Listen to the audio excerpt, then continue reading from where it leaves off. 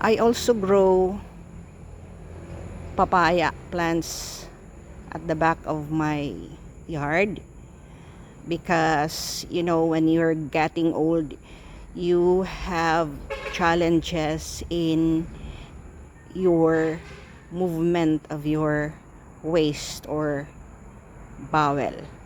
So, but if and when you're in the city, of course, you cannot also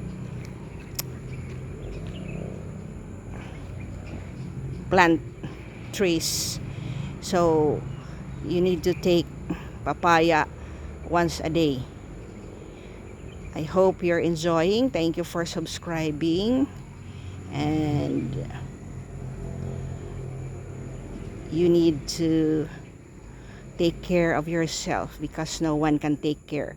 The medicines that you take, they are toxic to your liver and to your kidney.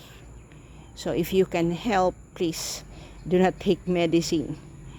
I'm over 60, but then I am, by the grace of God, very careful. When I was young, I do not take soda.